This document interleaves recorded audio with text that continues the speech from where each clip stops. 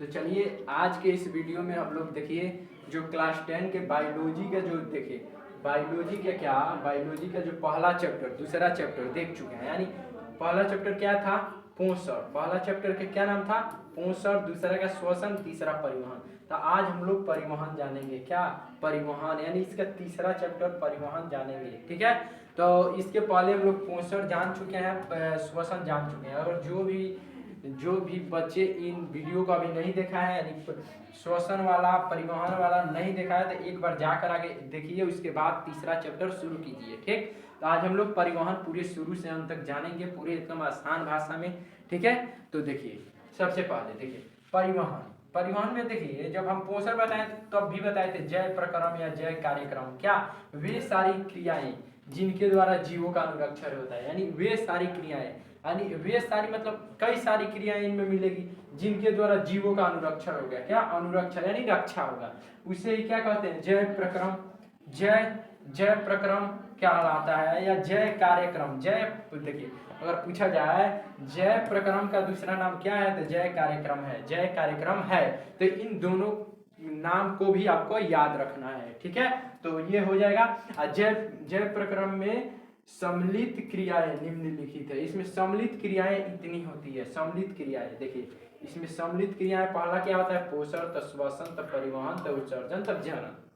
ठीक, आपको क्या याद रखना है कि जय प्रक्रम में जो सम्मिलित क्रियाएं होती है कौन कौन होती है, तो पहला पोषण, दूसरा श्वसन, तीसरा परिवहन, चौथा उत्सर्जन और पांचवा जनन होता है। ठीक है, आगे देखिए, आगे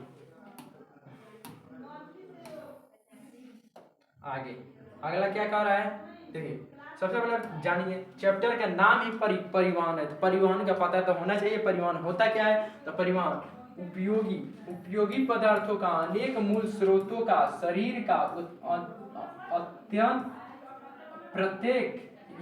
प्रत्येक कोशिका तक पहुंचाने तथा अनुपयोगी और हानिकारक पदार्थों को कोशिकाओं से निकालकर गंतव्य स्थानों तक पहुंचाने की क्रिया को क्या कहते हैं, पदार्थों का परिवहन कहते हैं। यानी पदार्थों का परिवहन या परिवहन कहिए, पदार्थों का परिवहन कहिए, किससे कहते हैं, तो किससे कहते हैं कि उपयोगी पदार्थों के उनके मूल स्रोतों से, उपयोगी जो भी पदार्थ है उनके मूल स्रोत जो भी हैं उनसे स्रोतों के शरीर के प्रत्येक कोशिका,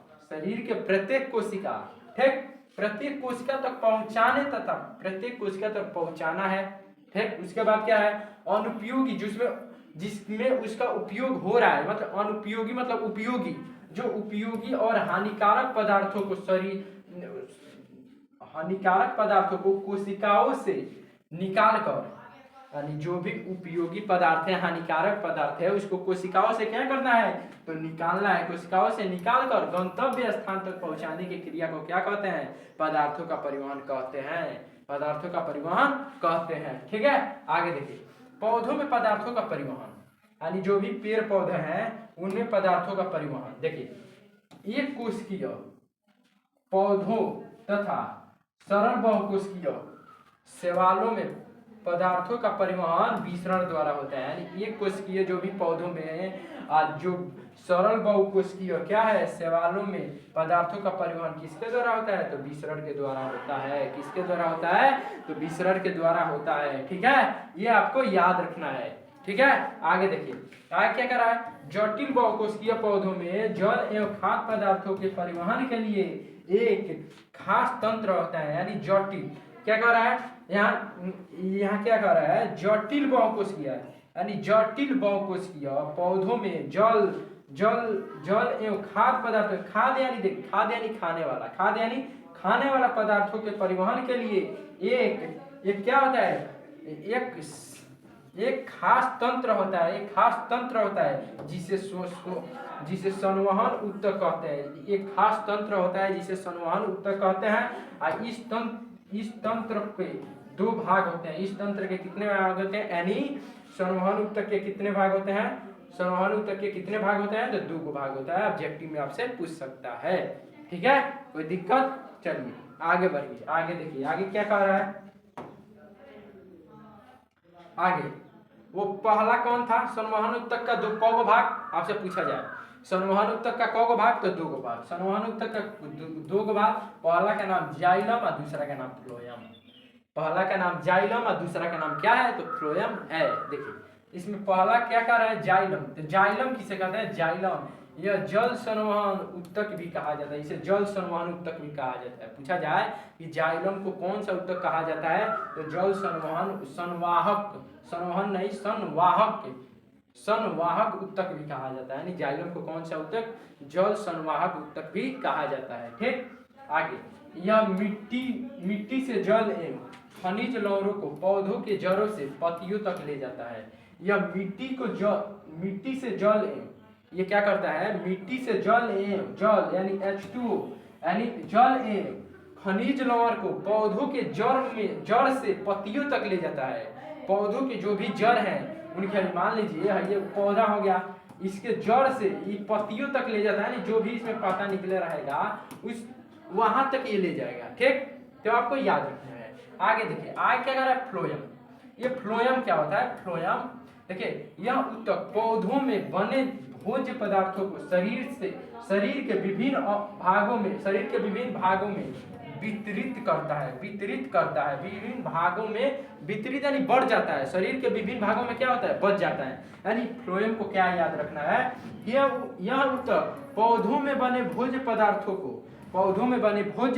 को शरीर के विभिन्न भागों में वितरित हो जाता है। नहीं, शरीर के विभिन्न भागों में क्या हो जाता है? बट जाता है। ठीक है, आगे देखिए, आगे क्या करना है? जाइलम और फ्लोएम में अंतर बताइए। जाइलम एवं फ्लोएम, देखिए जब भी आपको किसी भी दो चीज देगा, दोनों में अंतर, मान लीजिए एक कोशिकीय जीव, बहुकोशिकीय जीव, जाइलम, फ्लोएम, यानी जब भी ऐसा क्वेश्चन अंतर वाला पूछ रहा है तो उसके नीचे जस्ट लाइन आपको ये लिखना है कि जाइलम एवं फ्लोएम में अंतर निम्न है या निम्नलिखित है। ठीक, उसके नीचे इसका अंतर लिखना है। देखिए कैसे या लिखा है, जाइलम एवं फ्लोएम में निम्नलिखित मुख्य भेद है या अंतर है। देखिए या क्या कहा जा रहा है? जाइलम, इसकी कोशिकाएं मृत होती है। गजब, देखिए जाइलम की कोशिकाएं क्या होती है? मृत होती है। आपसे ये ऑब्जेक्टिव में पूछा जाएगा क्या कि जाइलम की कोशिकाएं कैसी होती है? तो मृत होती है यानी मरी हुई होती है। ठीक, अब फ्लोएम की कोशिकाएं क्या होती है? तो जीवित होती है। फ्लोएम की कोशिकाएं क्या होती है? तो जीवित होती है। ठीक, आगे यह जल एवं घुलित खनिज का स्थानांतरण करता है। यानी जाइलम जल एवं घुलित खनिज का स्थानांतरण करता है। जाइलम किसका स्थानांतरण करता है? तो जल और घुलित खनिजों का स्थानांतरण करता है। अब फ्लोएम क्या करता है? यह खाद्य पदार्थों का स्थानांतरण करता है, यानी खाद्य यानी खाने वाला पदार्थों का स्थानांतरण करता है। ठीक है, आगे देखिए, अगला क्या कर रहा है? यह जल एवं घुलित खनिजों लवण का बहाव ऊपर की ओर होती है। इसमें जो भी बहाव होती है वो कहाँ होती है? तो ऊपर की ओर होती है। ठीक, इसमें आप फ्लोएम में आइएगा तो इसमें खाद्य पदार्थों का ऊपर और नीचे दोनों की तरफ परिवहन होता है। यानी जो खाद्य पदार्थ होंगे इसमें ऊपर और नीचे दोनों की ओर परिवहन होगा, दोनों की ओर। ठीक, ऊपर भी होगा नीचे भी होगा। ठीक है, तो आपको ये याद रखना है। ठीक, आगे देखिए,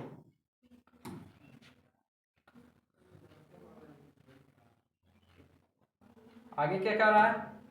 पौधों में पदार्थों के परिवहन की क्रिया विधि, यानी जो पौधे हैं उसमें पदार्थों की परिवहन की, पौधों में पदार्थों की जो परिवहन की क्रिया विधि क्या है? क्रिया विधि बताना है। ठीक, पौधों में जल, खनिज लवणों एवं खाद्य पदार्थों का परिवहन दो तरह से होता है। यानी पौधों में जल एवं खनिज लवणों का क्या और खाद्य पदार्थों का परिवहन कितने प्रकार से होता है? तो 2 प्रकार से होता है। कौन कौन होता है? 2 प्रकार से। देखिए पहला क्या होता है? पहला स्थानांतरण, दूसरा वापसो उत्सर्जन। देखिए तो ठीक, स्थानांतरण पहला क्या है? स्थानांतरण। देखिए स्थानांतरण किसे कहते हैं? स्थानांतरण, देखिए स्थानांतरण क्या है? तो देखिए पौधों के एक भाग से दूसरे भाग में खाद्य पदार्थों के जलीय घोल के आने जाने को खाद्य पदार्थों का कहते हैं। क्या कहते हैं? तो स्थानांतरण कहते हैं। यानी पौधों के एक भाग से दूसरे भाग में, यानी पौधा का जो पहला भाग है, कौन पहला भाग है? पहला से दूसरा भाग में, किसमें? दूसरा भाग में, यानी एक भाग से यानी एक भाग से दूसरे भाग में खाद्य पदार्थों के जलीय घोल के आने जाने से, जलीय घोल के आने जाने से क्या, जो खाद्य पदार्थों का परिवहन कहते हैं, यानी खाद्य पदार्थों का कहते हैं तो क्या कहते हैं, स्थानांतरण, यानी स्थानांतरण कहते हैं। कोई दिक्कत? ठीक है। आगे आगे इसमें क्या कर रहा है, खाद्य पदार्थों एवं अन्य पदार्थों जैसी एमिनो अम्ल स्थानांतरण पौधों में सदा अधिक सांद्रता वाले भागों से कम सांद्रता वाले भागों की ओर होती है। यानी यहाँ क्या बताया जा रहा है कि जो स्थानांतरण पौधों के सदा अधिक सांद्रता वाले, सदा अधिक सांद्रता वाले, ठीक, अधिक सांद्रता वाले भागों के से कम सांद्रता वाले भागों की ओर है, अधिक से कम की ओर होता है। अधिक से कहाँ होता है, कम की ओर होता है। ठीक, आगे देखिए, आगे अधिक सांद्रता वाले भाग को संभरणशील सिरे कहते हैं। यानी अधिक, अगर पूछा जाए आपसे कि अधिक सांद्रता वाले भागों को क्या कहा जाता है, तो क्या कहते हैं, संभरण सिरे कहते हैं, संभरण सिरे कहते हैं। ठीक, कम सांद्रता वाले भाग को क्या, भाग को उपभोग सिरे कहते हैं। कौन सिरे, उपभोग सिरे कहते हैं। यानी कम सांद्रता वाले जो भी भाग है उसको क्या कहते हैं, उपभोग सिरे कहते हैं। ठीक है, आगे देखिए, उपभोग सिरे कहते हैं। ठीक, आगे वाष्पोत्सर्जन। अब वाष्पोत्सर्जन किसे कहते हैं, वाष्पोत्सर्जन किसे कहते हैं, तो देखिए वाष्पोत्सर्जन किसे कहते हैं, तो पौधे के वायवीय भागों से जल का रंध्रों द्वारा वाष्प के रूप में निष्कासन क्या कहलाता है, निष्कासन की क्रिया वाष्पोत्सर्जन कहलाती है। यानी पौधों का वायवीय भाग इसमें क्या होगा, इसमें ऑक्सीजन की क्या उपस्थिति होगी कि अनुपस्थिति होगी, तो वायवीय भागों में क्या याद रखना है कि इसमें ऑक्सीजन की उपस्थिति होगी। ऑक्सीजन की उपस्थिति होगी कि पौधे के वायवीय भागों से जल का रंध्रों द्वारा वाष्प के रूप में निष्कासन, जल का किसके द्वारा, रंध्रों द्वारा, किसमें, वाष्प में निष्कासन, वाष्प में निष्कासन यानी निकलना, निष्कासित यानी निकल जाना, मतलब बाहर निकल जाना। ठीक, निष्कासन क्या, निष्कासन की क्रिया वाष्पोत्सर्जन क्या कहलाती है, वह वाष्पन की ये क्या होती है क्रिया, वाष्पोत्सर्जन कहलाती है। वाष्पोत्सर्जन की क्रिया सभी पौधों में समान रूप से नहीं होती है। यानी जो भी पौधे हैं उनमें सभी पौधों में वाष्पोत्सर्जन की क्रिया समान रूप से नहीं होती है। कैसी नहीं होती है, समान रूप से नहीं होती है। ठीक, आगे जैसे एक मकई का पौधा प्रतिदिन 3 से 4 लीटर जल इस क्रिया को छोड़ता है। यानी मकई का पौधा जो होता है, किसका, मकई का, वो प्रतिदिन कितना, 3 से 4 लीटर जल इस क्रिया में छोड़ता है। यानी किसमें, वाष्पोत्सर्जन में छोड़ता है। कितना, लगभग कितना, 3 से 4 लीटर। ठीक, आगे इसमें क्या कह रहा है, जबकि एक सेब का पौधा इतने ही अंतराल में 10 से 20 लीटर जल निष्कासित करता है। 10 से, देखिए यही पर अंतर हो गया ना कि मकई का पौधा कितना कर रहा है, मकई का कितना कर रहा है, 3 से 4 लीटर, 3 से 4 लीटर। वही यहाँ आइए, यहाँ आए तो सेब का पौधा, किसका, सेब का पौधा कितना कर रहा है, 10 से 20 लीटर, 10 से 20 लीटर। तो देखिए आपको यहाँ तो यही तो बताया जा रहा है कि क्या ये सभी पौधों में समान रूप से नहीं होते हैं, ये सब वाष्पोत्सर्जन सभी पौधों में समान रूप से नहीं होते हैं। ठीक है, आगे देखिए,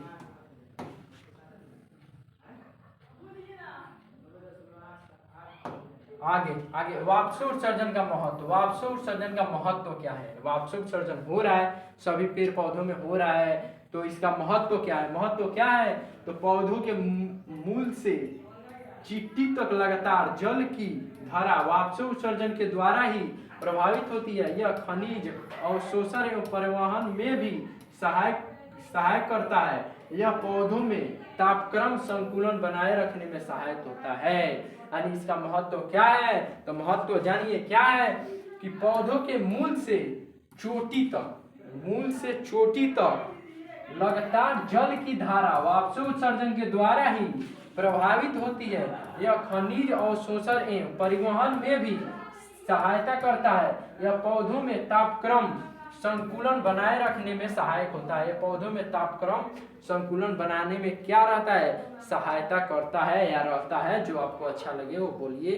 ठीक, जैसे आपको समझ में आ रहा है वैसे लिखिए। देखिए जब भी आप कोई भी पेपर देंगे तो उस पर लिखा रहता है कि जो भी बच्चे मतलब परीक्षार्थी अपने शब्दों में उत्तर दे, यानी जो भी लिखा रहेगा मतलब जो भी आपको आंसर लिखना है वो अपने शब्दों में लिखना है, उसके शब्द में नहीं लिखना, जैसे आपको समझ में आ रहा है वैसे लिखिए। ठीक, तो आगे देखिए यहाँ क्या कर रहा है, जंतुओं में परिवहन। अब जंतुओं में परिवहन कैसे होता है बताइए, जंतुओं में परिवहन, जीव जंतु में परिवहन कैसे होता है। ठीक, तो क्या कि उच्च श्रेणी के जंतुओं में एक विशेष प्रकार का परिवहन तंत्र होता है, यानी जो भी उच्च श्रेणी के जंतु है उसमें एक विशेष प्रकार का क्या होता है, परिवहन तंत्र होता है, जो ऑक्सीजन, कार्बन डाइऑक्साइड, पोषक तत्वों, हार्मोन, उत्सर्जी पदार्थों को शरीर के एक भाग से दूसरे भाग में ले जाता है, एक भाग से दूसरे भाग में ले जाता है, और उसी के द्वारा क्या होता है, जंतुओं में परिवहन होता है। यानी क्या होता है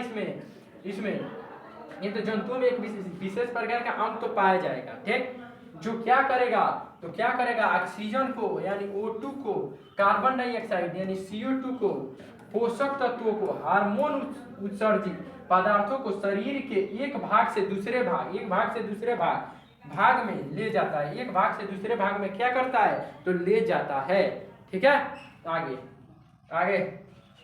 आगे देखिए, जंतुओं में परिवहन की क्रिया 3 अवयव की सहायता से होती है। जंतुओं में परिवहन की क्रिया कितने अवयव के कारण होती है, तो 3 अवयव के कारण होती है। पहला क्या, रक्त, हृदय और रक्तवाहिनियां, रक्त, हृदय, इसका तीसरा क्या होता है, रक्तवाहिनियां होती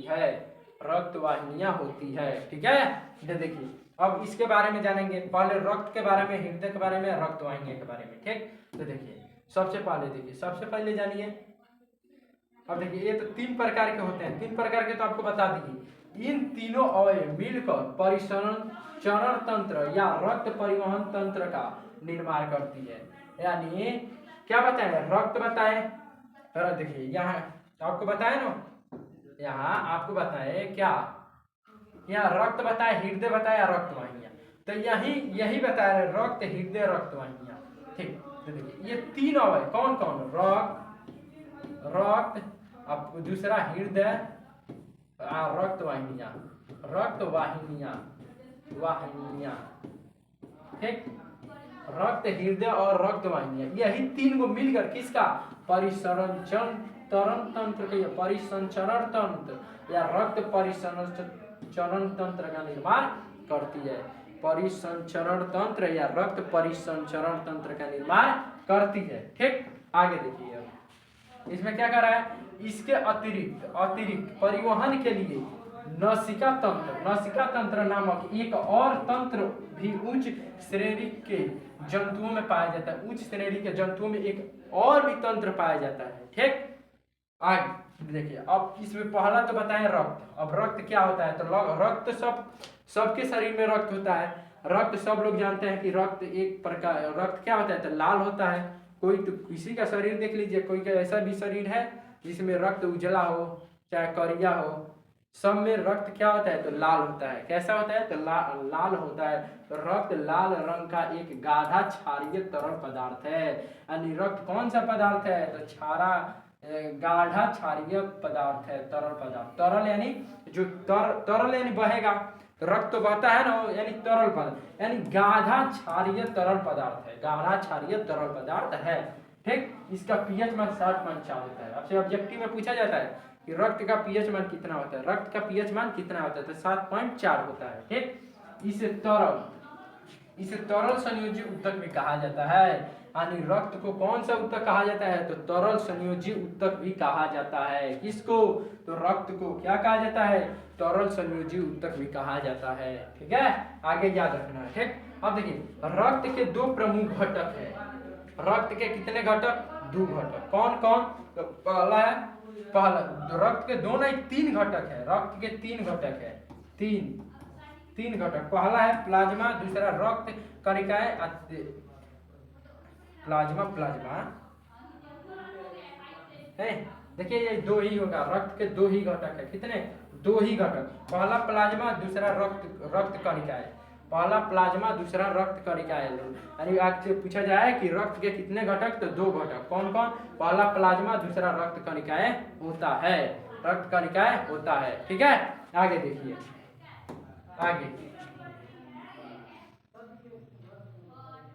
आगे देखिए, यह हल्के पीले रंग का चिपचिपा द्रव होता है। रक्त क्या होता है? तो यह हल्के पीले रंग का कैसा, देखिए ये रक्त का नहीं, ये रक्त का नहीं बात कर रहा है, ये क्या कर रहा है? देखिए इसके नीचे हम जस्ट क्या बताएं आपको कि ये कितने प्रकार का होता है। रक्त के 2 प्रमुख घटक है। कौन कौन? पहला प्लाज्मा दूसरा रक्त वाहिनियां। ठीक, तो देख, तो ठीक वही कह रहा है। क्या कह रहा है? तो यह हल्के पीले रंग का चिपचिपा द्रव होता है। हल्के पीले रंग का कैसा द्रव होता है? तो चिपचिपा द्रव होता है। ठीक है, ये रक्त में करीब 55% प्लाज्मा होता है। पूछा जाए कि रक्त में करीब कितना प्रतिशत प्लाज्मा होता है? तो 55% प्लाज्मा होता है। कितना प्रतिशत? तो 55% प्लाज्मा होता है। इसका रंग बिल्लुरुबिन के कारण पीला होता है। इसका रंग बिल्लुरुबिन के कारण कैसा होता है? तो पीला होता है, पीला होता है।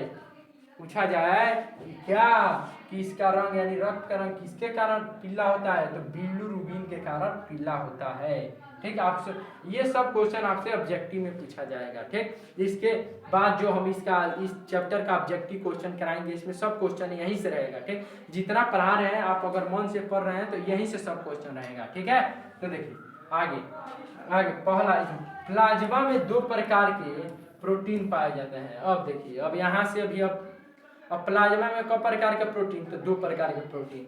कौन कौन? फाइब्रिनोजिन, दूसरा क्या है? Heparin, fibrinogen. ठीक, और दूसरा क्या है? हिपैरिन। देखिए इसका फाइब्रिनोजिन ये क्या होता है? यह शरीर के बाहर रक्त के थक जमने में मदद करता है। थक्का होने में क्या करता है? मदद करता है। रक्त को थक्का होने में क्या करता है? मदद करता है। और दूसरा क्या है? हिपैरिन। हिपैरिन ये क्या है? यह शरीर के अंदर रक्त को जमने से रोकता है। ये शरीर के अंदर रक्त को जमने से क्या करता है? तो रोकता है। शरीर के अंदर रक्त को जमने से क्या करता है? तो रोकता है। ठीक, प्लाज्मा में करीब 90% जल। पूछा जाए कि प्लाज्मा में कितना प्रतिशत जल पाया जाता है? तो 90% जल पाया जाता है। कितना प्रतिशत? 90% जल पाया जाता है। 90 जल, और 7% क्या होता है? तो प्रोटीन होता है। प्लाज्मा में कितना प्रतिशत प्रोटीन? तो 7% प्रोटीन होता है। ठीक, और 0.9% अकार्बनिक लवण। अकार्बनिक लवण कितना होता है प्लाज्मा में? तो 0.9% होता है। ठीक, ग्लूकोज कितना होता है? तो 0.18% होता है। ग्लूकोज कितना प्रतिशत? 0.18% होता है। और 0.5% वसा तथा शेष अन्य कार्बनिक पदार्थ होते हैं। तथा शेष अन्य कार्बनिक पदार्थ कितना होते हैं? वसा 0.5, और बाकी सब जितना बच जाएगा उतना क्या होता है? शेष अन्य कार्बनिक पदार्थ होते हैं। देखिए कार्बनिक पदार्थ किसे कहते हैं? जिसमें कार्बन होता है उसे ही कार्बनिक कहा जाता है। और अकार्बनिक जब पूछे जिसमें कार्बन नहीं हो वो अकार्बनिक होता है। ठीक, तो आपको ये याद रखना है। आगे चलिए, आगे क्या कर रहा है? आगे जब प्लाज्मा से फाइब्रिनोजिन अलग हो जाता है तब प्लाज्मा का शेष भाग सीरम कहलाता है। प्लाज्मा, जब प्लाज्मा से फाइब्रिनोजिन जो भाग है वो क्या हो जाता है? अलग हो जाता है। क्या होता है? अलग हो जाता है। तो यह क्या कहलाता है? सीरम कहलाता है। यह भाग क्या कहलाता है? तो सीरम कहलाता है। ठीक है, आगे देखिए इसका कार्य क्या है? तो कार्य क्या है? यह शरीर में रोग प्रतिरोधक क्षमता का निर्माण करता है। शरीर में रोग प्रतिरोधक क्षमता का निर्माण करता है। ठीक है, आगे यह शरीर में टूटे फूटे अंगों को भरने में मदद करता है। यह शरीर में जो भी टूटे फूटे अंग है उनको भरने में क्या करता है? मदद करता है। ठीक, आगे रक्त कणिकाएं। अब रक्त कणिकाएं क्या है? ठीक, हम लोग तो जान गए रक्त क्या है, प्लाज्मा क्या है। ठीक, अब क्या बाकी है? रक्त कणिकाएं। रक्त कणिकाएं क्या है? तो रक्त में रक्त कणिकाएं करीब 45% होती है। यानी रक्त में रक्त कणिकाएं कितना प्रतिशत? 45%। देखिए ऑब्जेक्टिव यहाँ से बन रहा है ना कि रक्त में रक्त कणिकाएं कितनी प्रतिशत होती है, तो कितनी प्रतिशत याद रखना है, तो 45% याद रखता है। यह 3 प्रकार के होते हैं। ये कितने प्रकार के होते हैं? तो रक्त कणिकाएं कितने प्रकार के? तो 3 प्रकार के। पहला कौन? लाल रक्त कणिकाएं, जिसे क्या कहते हैं? RBC. RBC red blood cell, red blood cell. ठीक, आगे श्वेत रक्त कणिका, इसका डब्ल्यूबीसी, डब्ल्यूबीसी, डब्ल्यूबीसी। ठीक, और तीसरा रक्त स्राविकाणु, जिसे ब्लड प्लेटलेट्स कहते हैं, इसे ब्लड प्लेटलेट्स भी कहते हैं। ठीक, तो रक्त कणिकाएं कितने प्रकार के? तो 3 प्रकार के। ठीक, आपको याद रखना है। आगे देखिए, आगे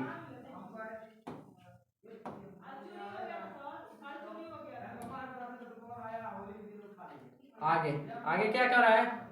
अब देखिए लाल रक्त कणिकाएं क्या है, यानी आरबीसी क्या है, आपको बताइए।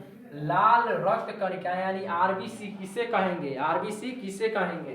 तो किसे कहेंगे? इसमें एक विशेष प्रकार का वर्णक हीमोग्लोबिन, हीमोग्लोबिन पाया जाता है। इसमें एक विशेष प्रकार का वर्णक क्या पाया जाता है? तो हीमोग्लोबिन पाया जाता है। पूछा जाए कि आरबीसी में क्या पाया जाता है, तो हीमोग्लोबिन पाया जाता है। या हीमोग्लोबिन किसमें पाया जाता है?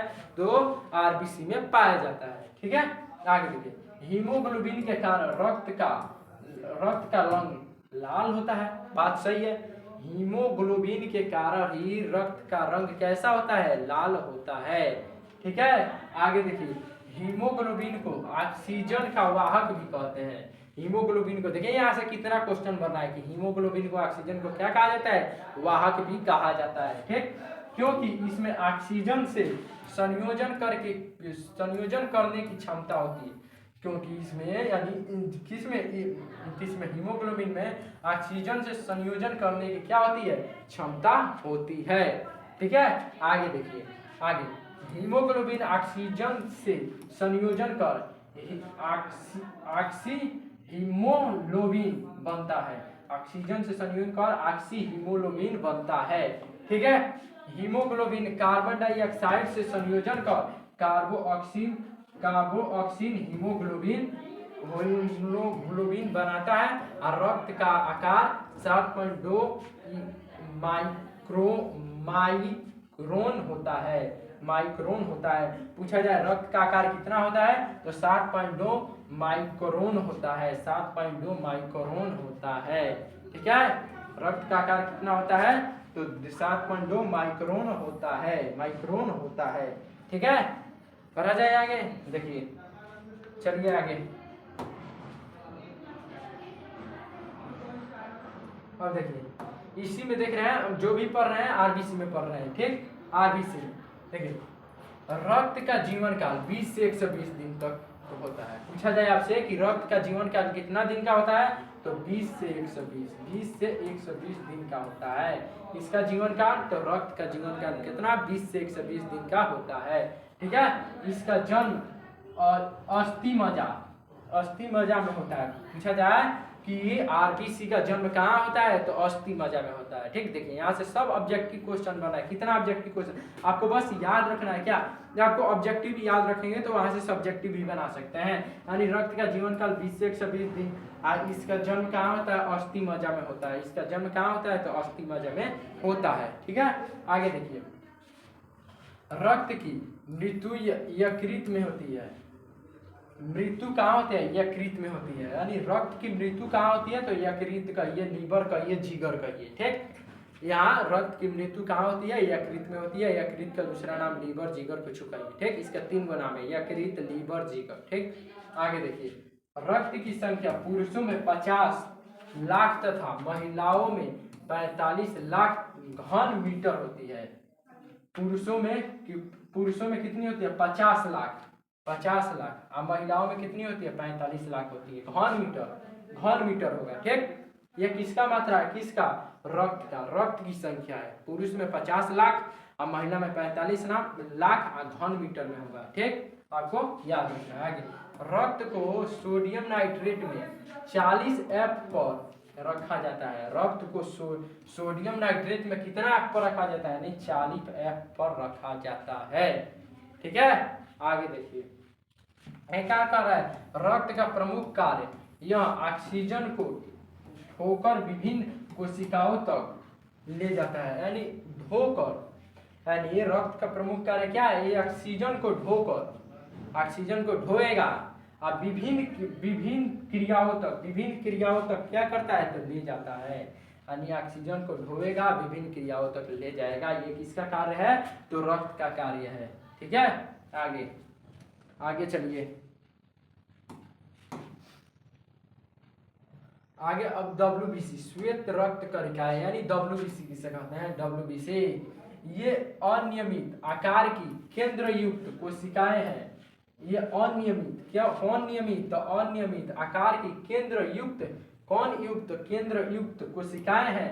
यह रंगहीन द्रव है, यह कौन सा द्रव है, तो रंगहीन द्रव है। कौन सा द्रव, रंगहीन द्रव है। ठीक है, आगे रंगहीन द्रव है। इसकी संख्या RBC से अपेक्षा अत्यंत कम होती है। बात यहाँ कि WBC की संख्या RBC से क्या होती है, यानी WBC की संख्या WBC की RBC से क्या होती है, कम होती है। RBC से क्या होती है,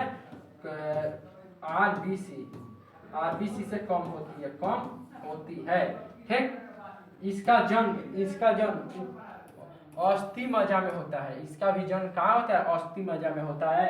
यानी श्वेत रक्त कणिका का जन्म कहाँ होता है, यानी WBC का जन्म कहाँ होता है, तो कहाँ होता है, तो अस्थि मज्जा में होता है। इसकी मृत्यु रक्त में ही हो जाती है। इसकी मृत्यु कहाँ हो जाती है, रक्त में ही हो जाती है। ठीक, पूछा जाए कि WBC की मृत्यु कहाँ होती है, वो मरता कहाँ है, तो कहाँ मरता है, रक्त में मर जाता है, रक्त में मर जाता है। ठीक है, आगे इसका जीवन काल 1 से 4 दिनों तक का होता है बस।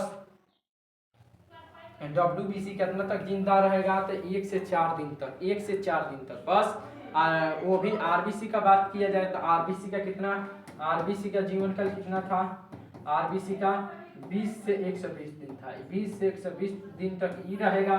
और WBC का बात किया जाए तो ये 1 से कितना दिन तक, 4 दिन तक जिंदा रहेगा, 1 से 4 दिन तक जिंदा रहेगा। ठीक है, आगे देखिए, आगे क्या कर रहा है, इसकी संख्या 8000 से 10,000 प्रति घन मिलीमीटर होती है।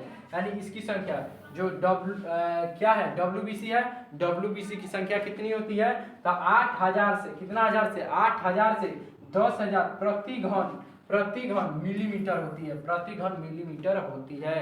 अगर पूछा जाए आपसे कि WBC की संख्या कितनी होती है, तो 8000 से 10,000 प्रति घन मिलीमीटर तक होती है, मिलीमीटर तक होती है। ठीक है, आगे अब आगे देखिए, आगे इसी में इसका कार्य क्या है। अब आपको क्या देखना है कि इसका कार्य, किसका कार्य, तो WBC का कार्य, WBC का कार्य क्या है, तो क्या है कार्य इसका, यह शरीर में प्रवेश करने वाले रोगाणुओं को भक्षण कर उनको नष्ट कर देती है। यानी शरीर में जो भी प्रवेश करते हैं कौन, रोगाणु, यानी रोगाणु, तो इसको क्या करती है, ये नष्ट कर देती है। क्या करती है, नष्ट कर देती है। कौन नष्ट करती है, तो WBC यानी श्वेत रक्त कणिकाएं। ठीक है, आगे देखिए क्या कर रहा है, यह शरीर के अंदर टूटे फूटे ऊतकों और कोशिकाओं को भक्षण करता है। यानी जो शरीर के अंदर टूटे फूटे जो भी कोशिकाएं हैं उसको क्या करता है, तो भक्षण करता है। ठीक है, आगे रक्त पट्टिकारू। अब देखिए आगे इसके कार्य देख लिए। इसमें याद रखना है आपको, WBC में जब भी पूछेगा उसका दिन याद रखिए, उसका मृत्यु कहाँ हो रहा है, जन्म क्या हो रहा है। ठीक, आपको अब आगे रक्त पट्टिकारू क्या है, तो रक्त पट्टिकारू इसे थ्रोम्बोसाइट या विबारू भी कहा जाता है, विबारू। ठीक, विबारू, इसे थ्रोम्बोसाइट या विबारू भी कहा जाता है। ठीक, आगे इसमें केंद्रक नहीं पाया जाता है। किसमें, रक्त पट्टिकारू में क्या नहीं पाया जाता है, तो केंद्रक नहीं पाया जाता है। ठीक, तो आपको याद रखना है रक्त पट्टिकारू में क्या नहीं होता है, तो केंद्रक नहीं होता है। ठीक, इसका जन्म अस्थि मज्जा में ही होता है। देखिए WBC का जन्म अस्थि मज्जा, RBC का अस्थि मज्जा, रक्त पट्टिकारू का भी अस्थि मज्जा, सबका जन्म कहाँ हो रहा है, तो अस्थि मज्जा में हो रहा है। ठीक, आगे देखिए इसकी मृत्यु यकृत में होती है। पूछा जाए कि रक्त पट्टिकारों का मृत्यु कहाँ होती है, तो कहाँ होती है, यकृत में होती है। रक्त पट्टिकारों की मृत्यु कहाँ होती है, तो यकृत में होती है। इसका जीवन काल 3 से 5 दिनों तक का होता है। कितना दिन तक, 3 से 5 दिन तक। यानी रक्त पट्टिकारों कितना दिन तक जीवित रहेगा, तो ये 3 से 5 दिन, अधिकतम से अधिकतम ये 3 से 5 दिन, इतना में इसका ये मर जाएगा। यानी इसका जीवन काल इतना ही दिन तक का होता है। ठीक, इसकी संख्या यानी किसकी, रक्त पट्टिकारों की संख्या कितनी होती है, तो 2503 यानी 25 से 3 लाख घन मिलीमीटर होती है। 25,003 लाख घन मिलीमीटर होती है। ठीक, किसकी संख्या, रक्त पट्टिकारों की संख्या। ठीक है, तो ये आपको याद रखना है। ठीक है, चलिए आगे देखते हैं। आगे अब कार्य देखिए। अब रक्त पट्टिकारों का कार्य क्या है, कार्य क्या है, तो कार्य देखिए। कार्य क्या कर रहा है, रक्त को थक्का बनाने में मदद करता है। रक्त पट्टिकारों क्या करता है, रक्त को थक्का बनाने में क्या करता है, मदद करता है। ठीक है, आगे हृदय। हृदय एक अत्यंत कोमल मांसल रचना है। हृदय पूछा जाए कैसी रचना है, तो अत्यंत क्या, कोमल, अत्यंत कोमल और मांसल, कोमल और मांसल रचना है, मांसल रचना है। ठीक, आगे क्या करता है, जो वक्ष गुहा के मध्य में,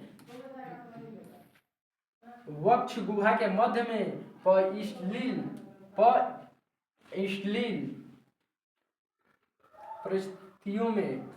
परिस्थितियों के नीचे तथा दोनों फेफड़ों के बीच स्थित होता है।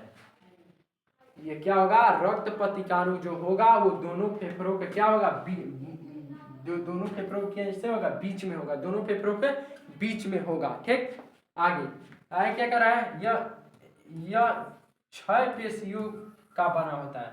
यह 6 पेशियों का बना होता है। पूछा जाए कि रक्त पट्टिकारों किसका बना होता है, तो 6 पेशियों का बना होता है।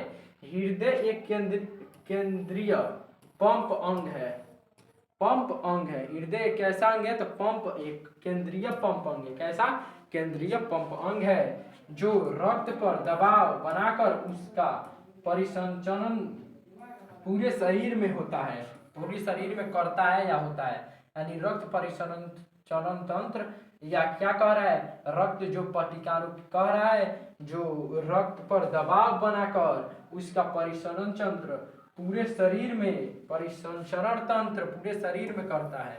उसका परिसंचरण यानी फैलाव, जो भी फैलाव वो पूरे शरीर में करता है। ठीक है, आगे देखिए क्या है, इसके चारों ओर एक दोहरी झिल्ली पाई जाती है। इसके चारों ओर, चारों नहीं, इसके चारों ओर, देखिए कहीं कहीं गलती हो जाता है। इसके चारों ओर एक दोहरी झिल्ली पाई जाती है, जिसे पेरिकार्डियन झिल्ली कहते हैं। पेरिकार्डियन झिल्ली कहते हैं या पेरिकार्डियन कहते हैं। यानी इसके चारों ओर एक प्रकार की दोहरी झिल्ली पाई जाती है, जिसे पेरिकार्डियन झिल्ली कहा जाता है।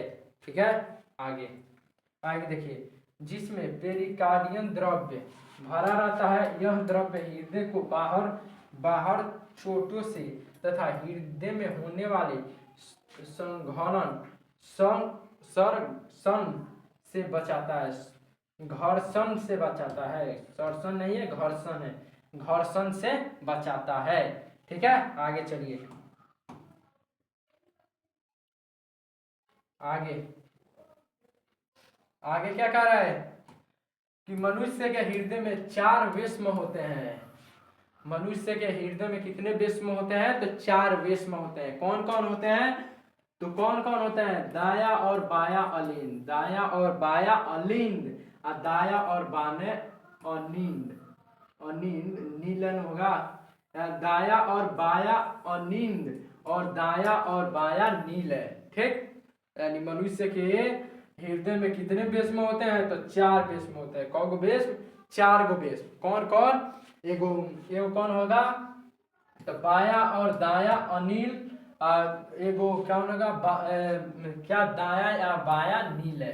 ठीक, आगे देखिए क्या रहे, दाया और बाया अनिल हृदय के चौरे अग्र भाग में होता है। चौड़े हृदय के चौड़े कहाँ होता है? तो अग्र भाग में होता है। कहाँ होता है? और अग्र भाग में होता है। कौन होता है? तो दाया और बाया अनिल। ठीक, तथा ये दोनों एक सेप्टम द्वारा एक दूसरे से अलग होते हैं। ये दोनों एक दूसरे से किसके द्वारा होते हैं? तो एक सेप्टम के द्वारा अलग होते हैं। ठीक है, जिसे अंतरा अलिंद भीति कहते हैं। जिसे अंतरा अलिंद भीति भी कहते हैं। जिसे अंतरा अलिंद भीति कहते हैं। ठीक है, आगे देखिए, दाया और बाया नीले हृदय के निचले भाग में स्थित होते हैं। दाया और बाया नीले कहाँ होता है? हृदय के कौन से भाग में? निचले भाग में, यानी सबसे नीचे वाला जो भाग होता है उसमें स्थित रहते हैं।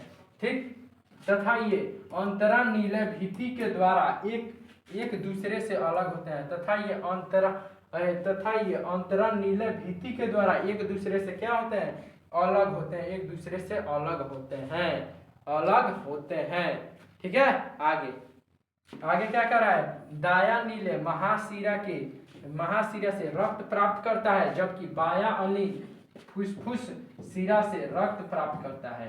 ठीक, अब देखिए यहाँ दोनों में अंतर आ गया कि जो दाया अनिंद है महाशिरा से क्या प्राप्त करता है? रक्त प्राप्त करता है। वही बाया अलिंद है वो फुसफुस शिरा से रक्त प्राप्त करता है। फुसफुस शिरा से रक्त प्राप्त करता है। ठीक है, आगे देखिए, अलिंद के नीले में छिद्र द्वारा रक्त पहुंचता है। अलिंद के नीले में किसके द्वारा रक्त पहुंचता है? तो छिद्र के द्वारा रक्त पहुंचता है। ठीक, जिसमें कपाट होता है दाया नीले तथा दाया यहाँ अलिंद तथा दाया नीले में त्रिदली कपाट होता है। दाया नीले में कौन सा कपाट? तो त्रिदली कपाट होता है। त्रिदली कपाट होता है, जबकि बाया अलिंद तथा दाया अलिंद में द्विदली कपाट होता है। कपाट रक्त को विपरीत दिशा में जाने से रोकता है।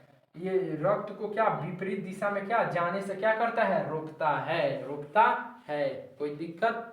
देखिए, अब इतना क्या आपको तो सब इतना आसान भाषा में सबको तोड़ कर लाया जा रहा है। जो भी किताब में दिखेगा था एक पर एक पाना चर्चा कर देगा, आधा पाना चर्चा कर देगा, तो वैसे तो यहाँ उसको तोड़ कर छोटा बना कर लाया गया कि आप लोग को कम समय में ज्यादा है ज्यादा ज्ञान दिया जाए। कम समय में ज्यादा है ज्यादा ज्ञान दिया जाए। ठीक है, आगे चलिए,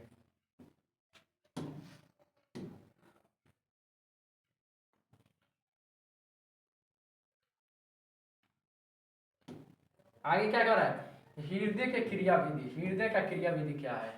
हृदय है जो मनुष्य का हृदय है, हृदय का क्रिया विधि क्या है? तो हृदय का क्रिया विधि क्या है? हृदय शरीर के सभी भागों में अशुद्ध रक्त को ग्रहण करता है। हृदय शरीर के सभी भागों में किसको ग्रहण करता है? अशुद्ध रक्त को ग्रहण करता है। किसका? अशुद्ध रक्त को। और फिर उस अशुद्ध रक्त को ऑक्सीजन के द्वारा शुद्ध करने के लिए फेफड़ा में भेजता है। फिर वो क्या करता है? अशुद्ध रक्त को जो अशुद्ध रक्त वो ग्रहण करता है उसको शुद्ध करने के लिए कहाँ भेजता है? तो फेफड़ा में भेजता है। फेफड़ा में भेजता है शुद्ध करने के लिए। ठीक, तथा पुनः शुद्ध रक्त को फेफड़ों से ग्रहण कर शरीर के विभिन्न भागों में पंप कर देता है। शरीर के विभिन्न भागों में पंप कर देता है, जिससे संपूर्ण शरीर में रक्त का परिसंचरण हो जाता है। यानी फेफड़ा जो हृदय होता है किसको? अशुद्ध रक्त को ग्रहण करता है। अशुद्ध रक्त को शुद्ध करने के लिए कहाँ भेजता है? तो हृदय कहाँ भेजता है? यहाँ फेफड़ा में भेजता है। कहाँ? फेफड़ा में भेजता है। और जब शुद्ध होता है तो शरीर के चारों भागों में क्या करता है? परिसंचरण कर देता है, यानी फैला देता है। ठीक है, आगे देखिए, आगे हृदय के पेशियों में बारी बारी से संकुलन तथा शीतलन होता है।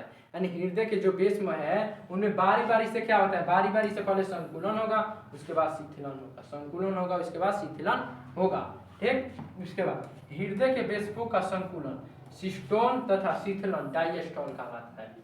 यानी यहाँ क्या बताया जा रहा है कि हृदय के पेशियों का संकुलन, हृदय के पेशियों का जो संकुलन होता है क्या कहलाएगा? तो इसे सिस्टोल कहते हैं। और शीतलन क्या कहेगा? तो डायस्टोल कहते हैं। ठीक है, आगे क्या कि सिस्टोल और डायस्टोल की क्रिया को ढरकन कहते हैं, यानी जो सिस्टोल और डायस्टोल की जो क्रिया है उसको क्या कहते हैं, ढरकन कहते हैं, ढरकन कहते हैं। ठीक है, आगे हृदय में संकुलन तथा शीतलन एक विशेष प्रकार के ऊतक के द्वारा होता है, यानी जो भी हृदय में शिथिलन और संकुलन है ये एक विशेष प्रकार के ऊतक के द्वारा होता है। किसके द्वारा होता है, तो ऊतक के द्वारा होता है। ठीक है, द्वारा होता है, जो एक प्रकार का विद्युत धारा उत्पन्न करता है। इस ऊतक को SA नोड कहते हैं, SA नोड कहते हैं। जो विद्युत धारा का भी क्या करता है, जो विद्युत धारा को भी उत्पन्न करता है उसे क्या कहते हैं, SA नोड कहते हैं। ठीक है, आगे देखिए,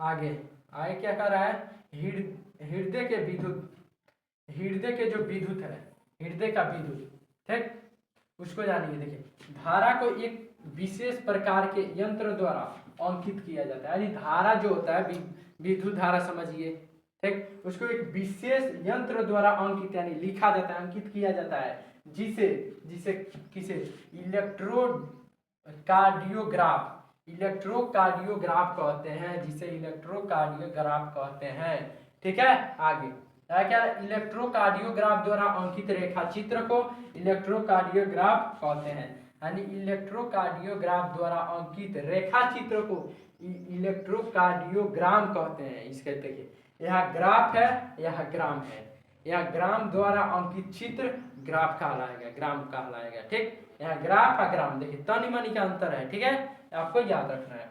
आगे, रक्त परिवहन का एक चक्र अर्थात हृदय में रक्त का भरण तथा फिर उसका बाहर निकलना हृदय चक्र, हृदय चक्र कहलाता है। यानी रक्त परिवहन का एक चक्र अर्थात हृदय में रक्त का भरना फिर उसका हृदय बाहर निकलना रक्त चक्र कहलाता है। ठीक है, आगे देखिए, आगे क्या कह रहा है, रक्त वाहिनियां। रक्त वाहिनियां क्या है, रक्त वाहिनियां क्या है, तो रक्त वाहिनियां किसे कहेंगे, यानी रक्त के परिसंचरण के लिए शरीर में 3 प्रकार की रक्त वाहिनियां पाई जाती है। यानी रक्त के परिसंचरण के लिए शरीर में कितने प्रकार की वाहिनियां पाई जाएगी, तो 3 प्रकार की पाई जाएगी। पहला क्या है, धमनियां, और दूसरा क्या है, रक्त कोशिकाएं, और तीसरा क्या है, शिराएं। धमनियां रक्त के शिकाएं, और तीसरा क्या है, शिराएं होती है। ठीक है, आगे अब इसमें आगे देखिए, आगे क्या कर रहा है, अब आगे धमनियां क्या होती है, धमनियां, धमनियां क्या होती है, ये शुद्ध रक्त को हृदय से शरीर के विभिन्न भागों में ले जाती है, विभिन्न अंगों में ले जाती है। देखिए, ये शुद्ध रक्त को, इसको शुद्ध रक्त को हृदय से शरीर के विभिन्न भागों में ले जाती है, हृदय से शरीर के विभिन्न भागों में ले जाती है। ठीक, धमनियां की दीवारें मोटी, लचीली तथा कपाटहीन होती है, यानी धमनियां की जो दीवारें हैं मोटी होती है, लचीली होती है, कपाटहीन होती है। ठीक है, आगे फुसफुस धमनी एक अपवाद है, इसमें क्या है, फुसफुस धमनी नहीं आएगा, यानी धमनियां में कौन सी धमनी नहीं आएगी, एक फुसफुस धमनी, आपसे ये अपवाद में है। ठीक है, आपको ये याद रखना है, कोई भी कंफ्यूजन के लिए दे देता है। ठीक, तो आपको तो धमनी लौक रहा है, यानी यार फुसफुस धमनी लौक रहा है, मार देंगे धमनी, हो धमनी है लेकिन नहीं है, ये फुसफुस धमनी इससे अलग है, इससे अलग है। ठीक, एक अपवाद है, जो अशुद्ध रक्त को फेफड़ों से हृदय में ले जाती है, जो अशुद्ध रक्त को फेफड़ों से कहाँ ले जाती है, हृदय में ले जाती है। शरीर के विभिन्न भागों में धमनियां बंटकर धमनिकाएं बनाती है, धमनिकाएं बनाती है, धमनियां शरीर के विभिन्न भागों में बढ़ जाती है, क्या बनाती है, धमनिकाएं बनाती है। धमनिकाएं विभिन्न अंगों के अंदर कोशिकाओं में विभक्त हो जाती है, यानी क्या, धमनिकाएं विभिन्न अंगों के अंदर क्या होती है, कोशिकाओं में क्या होती है, विभक्त हो जाती है, कोशिकाओं में विभक्त हो जाती है। ठीक है, आगे देखिए, आगे केशिकाएं, केशिकाएं क्या है, केशिकाएं, अब जानना है आगे क्या, केशिकाएं, केशिकाएं, चलिए देखिए, अब केशिकाएं, ये अत्यंत महीन रक्त नलिका है, ये अत्यंत महीन रक्त नलिका है। केशिकाएं क्या है, ये अत्यंत महीन रक्त नलिका है। ठीक है, आगे आपको याद रखना है, इसकी दीवार एक चपटी, एपिथेलियम के स्तर की बनी होती है। एपिथेलियम की स्तर की बनी होती है। क्या होती है? इसकी दीवारें एक चपटी एपिथेलियम के स्तर की बनी होती है। ठीक है, आगे देखिए, आगे आगे बस अब एकदम लास्ट चल रहा है, बस चलिए। कोशिकाओं की दीवार जल घुले हुए भोज्य पदार्थों या उत्सर्जी पदार्थों, ऑक्सीजन तथा कार्बन डाइऑक्साइड के लिए परागमय होती है। परागमय होती है, परागमय होती है। किसके लिए? देखिए, कोशिकाओं के दीवार जल घुले हुए भोज्य पदार्थों या उत्सर्जी पदार्थ ऑक्सीजन तथा कार्बन डाइऑक्साइड के लिए परागमय होती है। किस?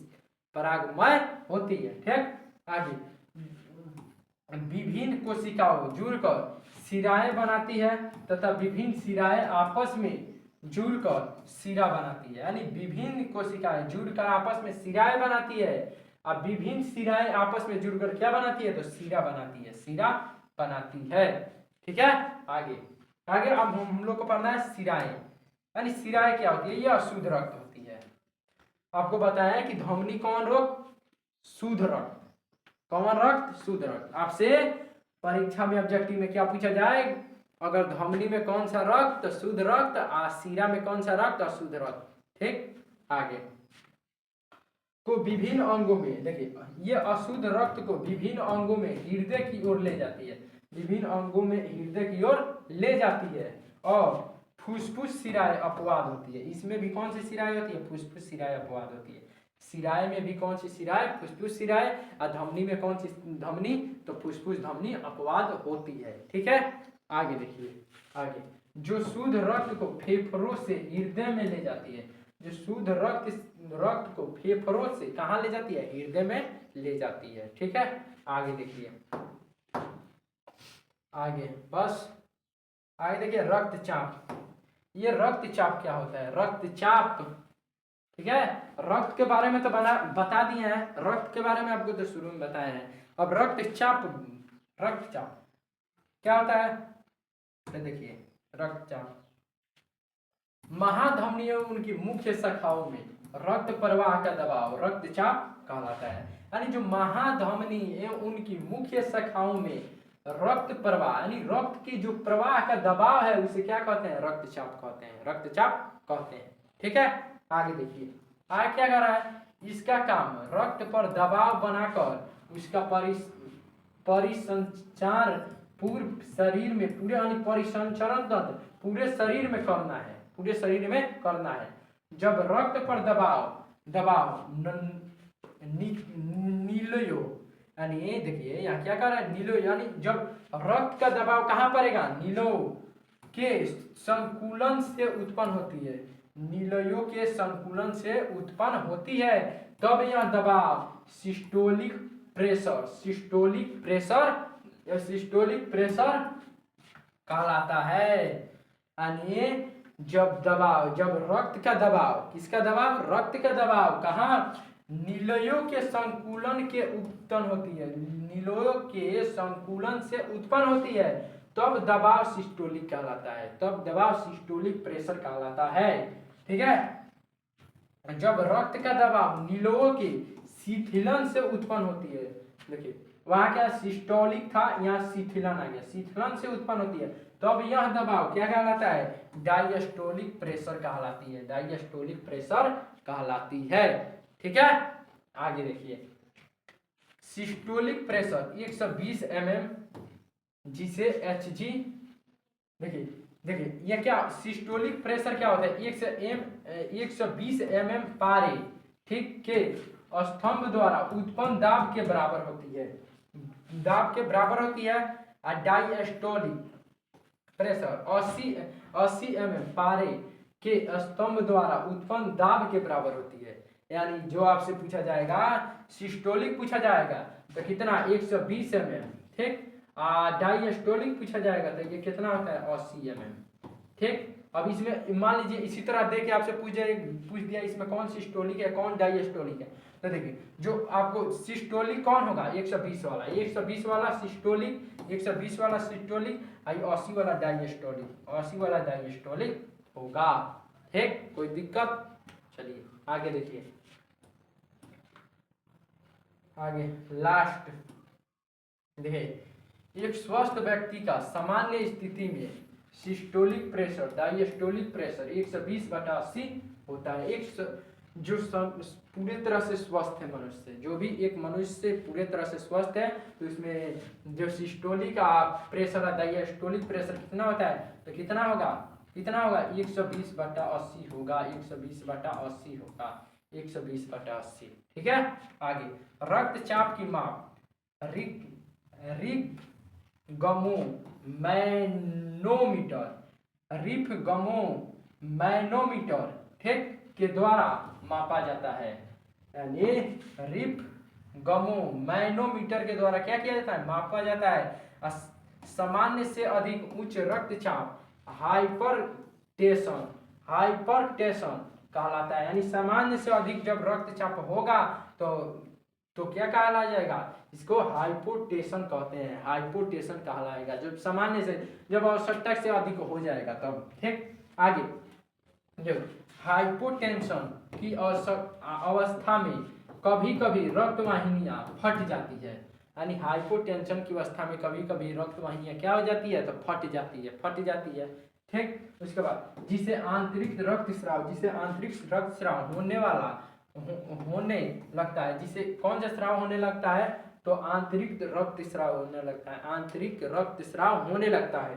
ठीक, जिससे रोगी की मृत्यु भी हो सकती है, जिससे रोगी की क्या होती है, मृत्यु भी हो सकती है। जब क्या होगा, हाइपोटेंशन की अवस्था में कभी कभी रक्त वाहिनियां फट जाती है, जब फट जाएगी जिसे आंतरिक रक्तस्राव होने लगेगा, आंतरिक रक्तस्राव क्या होने लगेगा, तो रोगी की मृत्यु भी हो सकती है, हो सकती है। ठीक है, तो देखिए आज का ये तीसरा चैप्टर समाप्त हुआ। अगर तीसरा चैप्टर में कहीं से भी दिक्कत हो तो एक बार आप लोग कमेंट करिएगा, उसका वीडियो जरूर लेकर आएंगे। ठीक है, तो ये कैसा लगा आज का क्लास एक बार कमेंट में जरूर बताइएगा। तो आज के लिए इतना ही, मिलते हैं किसी नेक्स्ट वीडियो में, तब तक के लिए धन्यवाद।